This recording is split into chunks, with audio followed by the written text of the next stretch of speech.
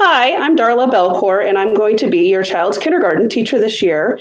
And then I'd like to introduce our paraprofessional as well. Hello, I'm Miss Favors. I'll be with Miss Belcuore, having a good time. So we're going to go ahead and get started with our PowerPoint. And if any of you have any questions at the end, which I'm sure some of you will have, especially if you've not had a child in kindergarten before, Miss Favors and I are going to be having individual one-on-one Google meetings where you're going to be able to sign up with a Sign Up Genius if you have not already done that. And I'll have that information at the end of the PowerPoint. So welcome to Hyde Park School and to kindergarten 2020-2021. A little bit about myself. I am originally from Sioux Falls, South Dakota. I moved to Cincinnati when I was 13. I graduated from the University of Cincinnati with an undergrad and my Bachelor of Science in early childhood education. I then went on to Marygrove College and received a master's degree in the art of teaching. And then I decided to get my reading endorsement as well, and that is through Mount St. Joseph University. It says 19th year of teaching. I forgot to change that. It is actually my 20th year of teaching this year. And I love teaching kindergarten. It's definitely the favorite grade level that I have taught so far. I have 3 children. I have Colin, who is a senior, Madison, who is going to be a sophomore this year, and then Caitlin, who's a 7th grader, and she actually was here at Hyde Park School as a 5th and 6th. I love to spend time with family and friends, cheering on my son at his baseball games, attending my daughter's gymnastics meets, both club and high school, and then rooting on UC football. So hopefully I'll be able to do those things this year. About Miss Favors, she graduated from Cincinnati State with a degree in early childhood education. This is, we think, her 6th year at Hyde Park, but it gets hard to keep track. She is the oldest of 3 children in her family, and she loves spending time with her family and her friends, and she enjoys reading books and taking walks in her spare time. So now we're going to go a little bit through our curriculum with reading, writing, social studies, math, and science. And of course, this is going to look a little bit different remotely than it will in the classroom. And in the classroom is going to look different than it has in the classroom of the past. So just make sure you are aware of that. Our schedule will be sent home in packets, and you should already have received it in packets yesterday. If you did not, you will have access to the slideshow as well, so you'll have it there. And if you need a paper copy and you don't have a printer, just let me know, and I'm sure we can arrange a way for you to pick that up. So this schedule is for Monday, Tuesday, Wednesday, Friday, not Thursdays. So I'll give you time later that you can just look at that on your own, but you can see there's morning meeting. Attendance will be taken during the morning meetings. So it is imperative that your child is part of those. And if your child is not able to be part of our Google Meets because maybe they're ill or somebody else in the family is ill and can't get them on, you need to still notify the office for attendance because attendance is taken daily and will be monitored. From there, your child will stay logged on, and then Ms. Favors and I will go into live reading and writing instruction. We'll also do our phonics and phonemic awareness stuff during that time. Around 9 o'clock, a little after, a little before, depending on exactly how long the lessons take, your child will log off and have some reading work to do independently. That might be paper, pencil, scissors, cutting and pasting kind of things. It'll depend a little bit. Then your child will have specials. Our specials teachers will be recording pre-recorded videos for your child to be able to watch. I believe the last I heard is students will be meeting with the specials teachers at a minimum every other week for a live meeting. So the specials teachers will be in communication with families about that. After specials, the kids are going to do some writing, fine motor, independent work. And then that's when Ms. Favors and I are going to be meeting with small groups. At the beginning here, though, we're going to be meeting with students one-on-one for various assessments for like letter names, letter sounds, different kinds of things, just to assess where they are coming into kindergarten. So just know that at the beginning, we will not be meeting with small groups during that time. 11:30 to 12:15 is a school-wide lunch. At 12:15, we'll ask that students log back on to Google Meets, and Ms. Favors and I will have live math instruction. And then after that, there's going to be some independent math work. If needed, Ms. Favors and I can meet with students, even in small groups, for this to help enrich or to help reteach or practice. And then at 1:30, in kindergarten, we usually have a second recess. So in our schedule, even for remote, we added a second recess or remote gross learning time. And then from 1:50 to 2:20 is a choice time board. And each week, we have already created packets for each week. Each week includes a choice board item, and your child will just choose one item each day and just color in the box when they're finished with it. So Thursday's schedule looks slightly different. All teachers have afternoon professional development. So we decided that we in the mornings are going to be doing our science and social studies type things, and it'll alternate depending on the week. So you'll see the schedule looks slightly different. We'll still have the morning meeting at 8:15 to 8:30. Attendance again will be taken, and it's expected. Then 8:30, the kids will just stay on and we'll go into our live science or social studies lesson at that point. And then again, we have it until 9, but it might take a little bit longer, especially if we have any type of experiment or different kinds of things that we're trying to show your child or asking your child to do. Then again, there's some independent work. Instead of reading work, it'll be social studies or science related. Again, there's specials, and then the fine motor time, lunch and recess. We'll get back on at 12:15 to 12:45-ish and do a live lesson again. And it might not be something new. It might be adding on to something that we had done earlier in the day and asking your child to share out with the class what they did for their independent work and that sort of thing. So that will be communicated in the morning what's going to happen for the afternoon. For reading, we are using the district adopted reading program called Wit and Wisdom that was new to us last year. We use also the district adopted phonemic awareness and phonics program, which is called Fundations. That also has like a handwriting piece and tells children how to form letters correctly. So Ms. Favors and I are going to be working on that with them. We do supplement this curriculum with reading of thematic books, the ones through Wit and Wisdom, but also just books are on our own. A lot of times it's integrated somehow with social studies and science, especially when appropriate. We will also supplement the phonics and phonemic awareness items as needed. Foundations does a really good job overall, but of course, nothing is a one-size-fits-all type of program. So just best practices. We will, in reading, be working on comprehension and deeper critical thinking skills. So when Ms. Favors and I meet whole group with the kids, we'll be reading books and working on comprehension. And then some of the stuff that they do on their own will also involve that comprehension piece, because it doesn't do any good to listen to a story if you're not able to talk about it afterwards. I do have my reading endorsement, as I said before, and through that, I am also Orton Gillingham certified. So I do use some of those methods to help with reading instruction and even to enrich children as necessary. For writing, these are the things we're going to be working on. We start the beginning of the year specifically with handwriting and those fine motor skills. There are many studies out there that talk about the importance of handwriting, especially in the early years, because if kids become fluid with handwriting, then when they're writing sentences and paragraphs and stories, then they're not worrying about their letter formation and line usage. Then we go on to labeling and ordering words, not necessarily working with whole sentences yet, then to sentences, writing responses to stories, creating their own stories. They'll be doing narratives. They will be doing like how-to books as the year goes on. They will be doing all sorts of different kinds of things. One of them is an explanatory or an informational piece. So yes, it's kindergarten, so we don't expect it to be, 3, 5, 10 pages long. It might be, but it might only be, 1 or 2 sentences per page in order to get it that long.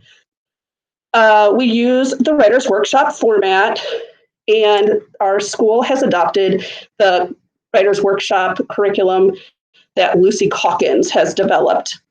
It really encourages students to independently create and then to share their authentic pieces of their own. So students will have multiple opportunities throughout the year to create how-to pieces, letters, narratives. So they'll have multiple opportunities. And then at the end of each of these units, students will choose the one that they think best represents their writing skills. And then that will be collected for an official grade at the end of that time. We do follow the Common Core writing standards, and actually it's not Common Core, they're the new Ohio learning standards. And then, as I said, we do assess, and rubrics will be used to grade writing when we get to the writer's workshop time. It will not be part of our time here in the first 5 weeks, but I just wanted to make sure that was included because we will do that as the school year goes on. Okay, so social studies, we, of course, look at the kindergarten standards, and then we use lots and lots of trade books to help with this. And actually, our Wit and Wisdom program, some of that also correlates with what we teach our kindergartners using the standards. Again, it's integrated a lot. So yes, we have a specific social studies or science time, but we try to integrate it into that reading time as much as possible. There's a list of some of the topics that we will include. It's not a complete list. There are also going to be other things, but those are the big things that we focus on in kindergarten. For science, again, integrated through reading as much as possible. We do a lot of hands-on kinds of things that might look a little bit different depending on how long we're at home. Miss Favors and I might be doing some hands-on experiments and actually just having your kids watch us. There might be times where we'll see if you all have supplies at home that your kids can do it along with us, depending on what it is, and the ease of trying to have kids do it without needing a lot of parental adult assistance. Again, there are some of the concepts that we're going to be covering this year. Again, this list is not necessarily 100%. It just gives you some idea of the things that we're going to be covering for science this year. Math, this year we have a newly adopted math program. It is called Ready Classroom. The kindergarten students will be using this. There are student workbooks. However, as of the time that I'm recording this, we do not have our student workbooks here. So you'll notice at the beginning of the year especially, we will supplement with developmentally appropriate activities. We do have some paper, pencil, cut and paste kinds of things. We will be doing the whole group piece using the Ready Classroom. And then once we get our student workbooks in, we will be hopefully sending those home as well as time goes on. We do try to do as many hands-on kinds of things with math as we can, because we do know that hands-on sometimes helps make connections with our brains. So hopefully you'll have pennies or pasta or something that your kids can practice counting on, counting with at home. Calendar math, you can see here is part of it. Here's our calendar. Miss Favors and I use calendar math to help teach new concepts and introduce new things, but it also reviews many things and it changes a little bit throughout the year. So some of the things stay constant throughout the year, and then some of those things also change. So again, I've listed a few things that we're going to work on. The biggest thing for kindergarten is number sense and truly understanding numbers and their relationship to each other, not just 2 is bigger than 1. So we're going to be spending a lot of time with numbers and number sense. Some assessments that Miss Favors and I are going to be using for your children this year: running records.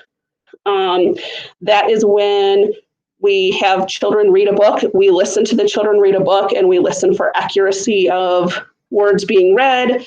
We listen for fluency. We then at the end ask various different comprehension questions. That will not happen until closer to, was it like December, I think? December is when we kind of start that piece. So that's something that's not going to happen at the beginning, but we will get there. Dibbles, pending state and district requirements. At this point, we are planning to assess your child using Dibbles 3 times a year. It'll be done in the fall. And that's one of the things that we're going to be doing here at the beginning during remote learning. So the fall, the winter, again, I think around December or January. I think that one might be January. And then again in the spring in sometime in April-ish, just trying to check growth of skills. MAP is also something that right now is currently pending with the state to try to figure out if we do or do not need to do this. It's looking like we will need to be doing the MAP assessments, and this is a computer-based assessment that your child should be able to complete even remotely if that is needed. The KRA, again, something that is pending state and district requirements. It's more of a state mandated thing. This goes along with the 3rd grade reading guarantee. And it's just to assess the children coming in at the beginning of kindergarten and to assess the knowledge that they have. And then that is then going to kind of be their first big predictor of if they are going to pass the test at the end of 3rd grade for reading efficiency. So we're also going to be doing some in-class things. We will be working on making sure that the children are actively participating, and we'll get to that in a slide here in a little bit. We're going to be doing various different checklists. We grade using rubrics. We grade experiments and other work products, end of module assessments for math and for reading. So those are some of the things that we're going to be assessing your kids with this year. This is one simple rubric. That is an example. You can kind of see the 4, 3, 2, 1 up at the top left. Up here, you can see that's what our objectives, our learning objectives are for printing lowercase letters. So that's just one example of an assessment. So behavior, this goes, of course, for remote learning, but also this is going to apply to classroom, and hopefully we will be able to see each other in the classroom sooner rather than later. But here I have listed some positive behavior supports, things that Ms. Favors and I are going to do to try to support positive behaviors and encourage positive behavior as much as we can. Children will be rewarded for good choices and then be reminded of or redirected depending on the bad choices. In our classroom, we're going to be using the stoplight color system. Everybody starts on green at the beginning of the day. And then usually at the beginning of the year, Ms. Favors and I do kind of a 3 strikes you're out sort of thing. So they get a couple reminders before their clip is moved down to the next level. We will not be using a stoplight system during remote learning. So some student virtual expectations. So this is specific to when your children are meeting with Ms. Favors and I on our Google Meets. So we are expecting children to be logged into the meeting 1 to 2 minutes prior to the start of the meeting, but no more than 5 minutes before the start. At the beginning of the year, especially right now, obviously, they're probably going to need an adult or an older sibling or someone else to help them log in. But from my experience with kindergarten, after they know how to do it and know which buttons to click and where to go on their iPads, they'll probably be able to do it by themselves. Would you say, Ms. Favors? Before too long. We are also expecting children to be looking at the screen, watching, listening attentively.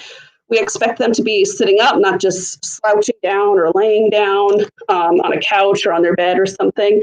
And I know it's hard because we're at home, but it really helps kind of that learning mindset. We're asking that children are actively participating, that they are raising hands, and learning just like they would be here in our classroom. And then also we are expecting children to have any necessary materials ready and close, whether that be a dry erase board and a marker, whether that be, the science or social studies sheet that they worked on earlier in the day that we're asking them to share with the rest of the class. So we will make sure that students know what materials they need with them prior to each meeting. And we'll probably try to make it as easy as possible and just make it like constant things. So we also have some parent virtual expectations. And I know it's a little different than what we would do if we were in person in a classroom, but because we're working with kindergarten students and they need parental support more than some of the other kids, we have some things that we're asking of you. We're asking that you provide a good work area for your child, free of external distractions. So maybe sitting in the kitchen while you're making breakfast for another child or making lunch isn't maybe the best place if there are lots of other distractions. Your kitchen or dining room might be great if that is a place that they're going to be able to concentrate without a lot of extra noise and commotion going on. We're asking that your child's device is charged and ready. I think it's a good idea for maybe your child to try to get in the habit of charging their iPads and plugging them in. But again, because they're young and not used to these routines, they're going to probably need some help with that reminding piece from you. We're again asking for the help getting your child logged into the meetings on time, but not too early. We're going to ask for you to refrain from giving your child answers or telling your child a response. And I know that that is really hard when you're in the same room and you know your child knows the answer and you just want to help them a little bit. Remember, when we're here in the classroom, you're not usually with him or her, and Ms. Favors and I use something called wait time, where if they don't know the answer right away, we sometimes wait, because if we give them a little time, they can sometimes figure it out on their own. And then if they don't, then Ms. Favors and I will scaffold them along and try to help them. We're asking that you check your email and Schoology regularly. Schoology, if you're not familiar with it, is going to be our remote learning platform, your one-stop, get everything there sort of thing. So your children will be using it every day, and we're asking that parents are using that regularly as well. We ask that you help your child turn in any assignments when necessary. There really isn't too much here at the beginning. Besides, we might be asking for a photo of something and for you to upload a photo to Schoology or email Ms. Favors and I a photo of something that they have done that we can look at.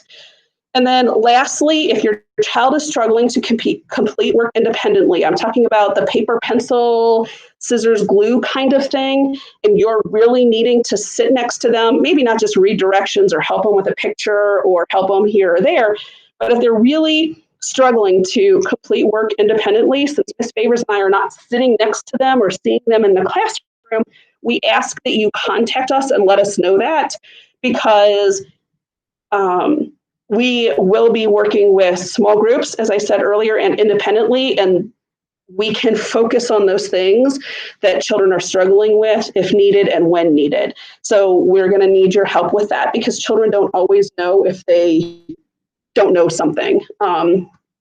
So we definitely need your help. Some CPS technology help videos, how to connect to Schoology as a parent. So if you're new to Schoology, you'll be able to click on that link and it should take you to a video. Same with if you want Schoology on your Apple or Android device, whether it be an iPad or any sort of other tablet or Android phone, that should be a video link that will take you to a little short tutorial. And then there's just a CPS technology for parents video. I believe that one is close to an hour long. None of these are mandatory that you have to sit and watch, but if you're wanting to know how to do something and you can't figure it out, then those are available for you. Here we have how to connect via iPads. All the students will have CPS iPads that should have items on them. So of course you're going to need to know how to get your child onto a Google Meet, how to navigate Schoology, and then potentially connecting a Google Drive to Schoology. So these are just some things that might be things that you would want to watch, and those links are there. Communication. You can see Schoology is the biggest there at the top, and it's the first one. So Schoology, Schoology, Schoology this year. I know in kindergarten, we typically haven't used it a lot in the past for anything that's constant. That is different this year. So please know that if you did not use it in kindergarten and you didn't even use your parent access code to get into Schoology, you will need to do that this year. I cannot emphasize that enough. Mrs. Hughes, our STEAM teacher, has said that she can virtually help families if you have questions or if you're struggling with that and the videos aren't helping you to be able to get connected. So you'll see there for Schoology, monthly newsletters will be there. I will tell you the first one is coming home and should have come home in your child's packet that you picked up from school Monday. If for some reason we did not get one in your packet, you will be able to access that on Schoology as soon as you get yourself signed up. Friday updates. Every Friday, Ms. Favors and I try to include an update with things that you need to know for the following week or that we might need your child to have prepared for the following week. And it's just kind of a little Friday reminder of things that are coming. Also on Schoology, there's going to be a folder for forms. Right now, there really aren't many forms because we don't have field trip forms or anything like that. That could change when we're back here in the classroom doing our blended learning or full class learning. Student lessons will also be found there. There's going to be a folder that's going to say, for example, like week of August 31st. And then when you open that folder, you'll see the lessons that your child is going to be doing independently. Those are the independent lessons. We are asking, begging, please, please, please do not allow your child to do any of the lesson activities prior to Ms. Favors or I specifically giving them those directions. I know sometimes the kids are excited and they just want to do the whole thing, but Ms. Favors and I and the other kindergarten teachers and paraprofessionals, we have all created work packets for your child to help so you do not have to print anything out, at least here for this first 5 weeks. So each packet is stapled by week, and at least some of them are labeled like with an M at the top for Monday or a T at the top for Tuesday. So really, the Schoology folder that we have there for you is more for an informational thing, or if a child has a cup of milk and next to them and they're working on it and it spills and the paper gets soggy and not usable, you can print off a new copy if necessary. But that's at least there so you know what's going on. Email is a way that you can contact Ms. Favors and I actually should have included your email address as well. But email is one way that you can contact us. And then we are able, obviously, we're here in the classroom, so you can leave us a message for either myself or Ms. Favors, same phone number that's listed there. But don't hesitate to reach out with any questions or concerns. I know we all did remote learning in the spring. It will be a little bit different this school year and starting next week. So, well, I guess it's 2 weeks from now for us. So just know, don't hesitate to reach out. And here in the box, I have my contact information with my email address, and that is the phone number that comes directly to the classroom where you can leave Ms. Favors or I a message. And her email address, everybody's has the @CPS BOEK12.OH.US part. Is yours Favors? Hers, Miss Favors, is Favor Law. So it's her last name without the S, so FAVOR, and then LA, which is the beginning of her first name. So I can include that on our first update, so you all have that as well. Again, here's Schoology. Students are going to need to access this daily, and it will be monitored by the district. Just so you know, the district has this technology piece that they really believe is efficient and it works well, and so they're going to be checking to make sure your child is logging into Schoology every day. Again, you can access any of those independent work pages that we have already copied off. Google Meet links will be available in Schoology. Again, there's a folder that's going to say Google Meet link, and then inside that folder is going to be the link for the Google Meets. So it'll be for the live teaching at 8:15, and then again at 12:15, and then that same link will be used for at least some of our small group meetings.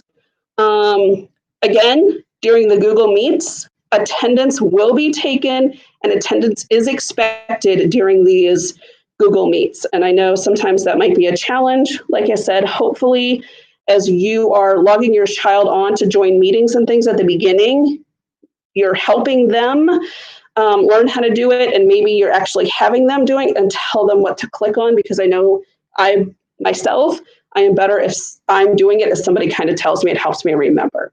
So on here, I said, please download the Nod and the Grid View extensions. I have learned that they are not district approved extensions because they are not true Google extensions, and you will not do not download them on there. Our first class meeting, Ms. Favors and I will be talking with kids.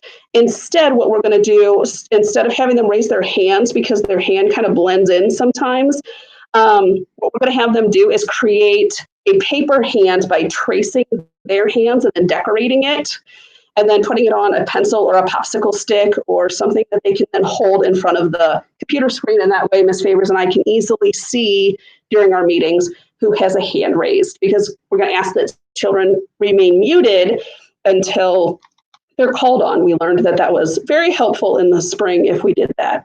So Schoology for parents, you're going to get your Friday updates, your newsletters, any forms, and then again, any necessary lessons.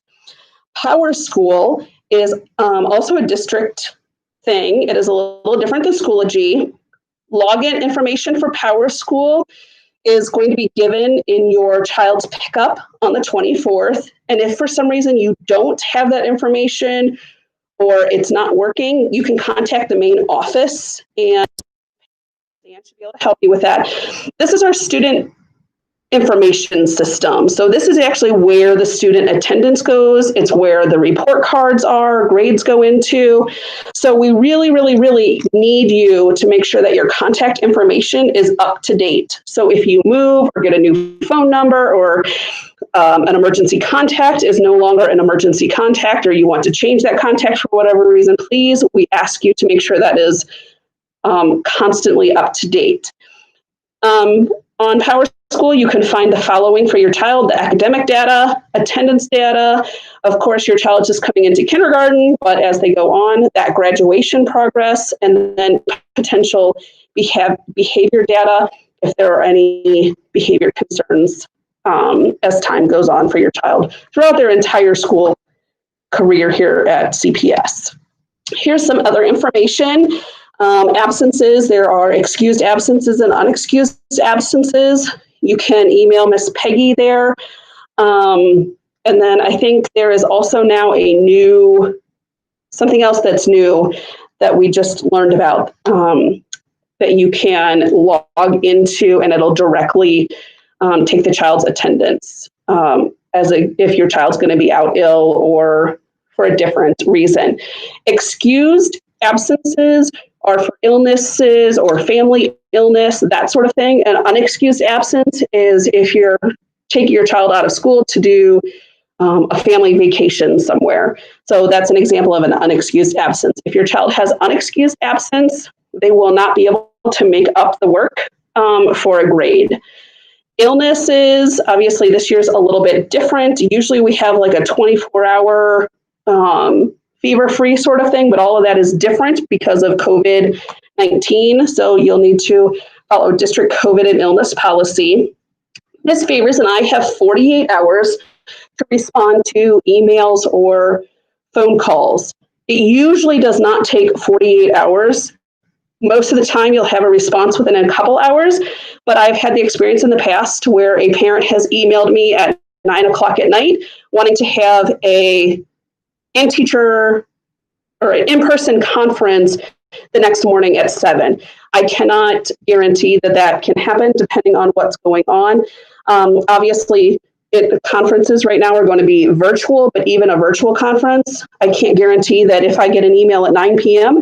that I'm going to even see it, let alone respond to it to have a meeting in the morning. So just give us a little bit of time to respond. Like I said, usually it is within a few hours, but typically definitely within the 24 hours, as long as it's not the weekend. Field trips, At this point, all field trips are on hold, but I just wanted to make sure this was in there, that if we do go on any type of field trip, any forms and money, it's the deadline that's on that form. It's firm dates due to making sure we have money for the POs and everything else. Water bottles this year, please, please, please provide one for your child with his or her name on it, clearly marked, for them to use while they're here in the classroom. We will not be encouraging the use of school water fountains due to COVID-19 and touchable surfaces. We're trying to eliminate that kind of stuff as much as possible. So your child will be able to have a water bottle at his or her table or workstation. We do ask that it's not just a plastic water bottle with like the screw on top that are disposable. We ask that it's one that hopefully, if knocked over, will not leak, because we've had lots of fun experiences with water all over the floor. Shoes. Children should be able to tie his or her own shoes if wearing shoes with laces.